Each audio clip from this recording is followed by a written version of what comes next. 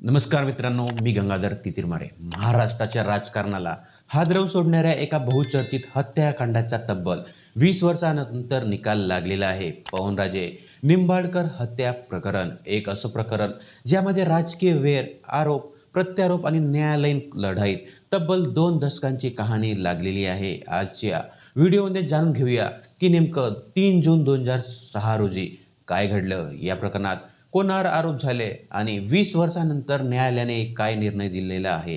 3 जून 2006 रोजी नवी मुंबईतील कळंबोली परिसरात काँग्रेसचे नेते पवनराजे निंबाळकर आणि त्याचे चालक समद काझी यांच्यावर गोळीबार करण्यात आलेला होता. या हल्ल्यात दोघांचाही मृत्यू झाला, पण ही घटना महाराष्ट्राच्या राजकारणात मोठी खळबळ उडवणारी ठरलेली आहे. कारण पवनराजे निंबाळकर हे मराठवाड्यातील प्रभावी राजकीय व्यक्तिमत्व होते. या हत्येनंतर तपासाला सुरुवात झाली. सुरुवातीला स्थानिक पोलिसांनी तपास केला, त्यानंतर हे प्रकरण CBIकडे सोपवण्यात आले. परंतु या प्रकरणात तत्कालीन मंत्री पद्मसिंह पाटील यांच्यासह अनेक आरोपींवर आरोप ठेवण्यात आलेले होते. तपासादरम्यान अनेक साक्षीदारांची चौकशी झाली.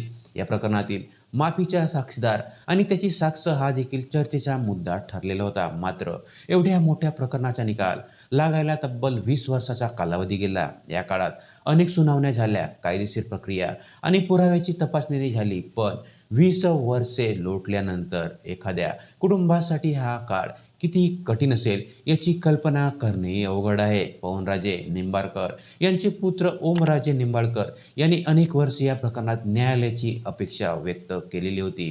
पण या निकालाकडे केवळ एक कुटुंब नाही तर संपूर्ण महाराष्ट्राचे लक्ष लागलेले होते यामध्ये. कारण हा फक्त एक खटला नव्हता, तर महाराष्ट्रातील राजकीय इतिहासातील एक चर्चेत राहिलेला अध्याय होता. यामध्ये सर्वात महत्त्वाचा म्हणजे अखेर 20 जून 2026 रोजी या प्रकरणाचा निकाल जाहीर झाला. पण मुंबईतील CBI विशेष न्यायालयाने पद्मसिंह पाटील यांच्यासह आरोपींची निर्दोष मुक्ता केलेली आहे. न्यायालयाने पुराव्यांच्या आधारे हा निर्णय दिलेला असून या निकालानंतर पुन्हा एकदा राजकीय चर्चा सुरू झालेली आहे. या निकालानंतर महाराष्ट्राच्या राजकारणातही चर्चा रंगलेल्या आहेत. पण काही जण या निर्णयाकडे न्यायालयीन प्रक्रिया म्हणून पाहत आहेत, तर काहींच्या मते या प्रकरणाचे राजकीय पडसाद पुढेही उमटू शकतात. ओमराजे निंबाळकर यांच्या भूमिकेकडे सर्वांचे लक्ष लागलेले आहे.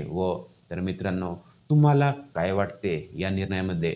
पवनराजे निंबाळकर हत्या प्रकरणाची 20 वर्षाची न्यायालयीन लढाई अखेर संपलेली आहे. पण तुम्हाला या निकालाबद्दल काय वाटते?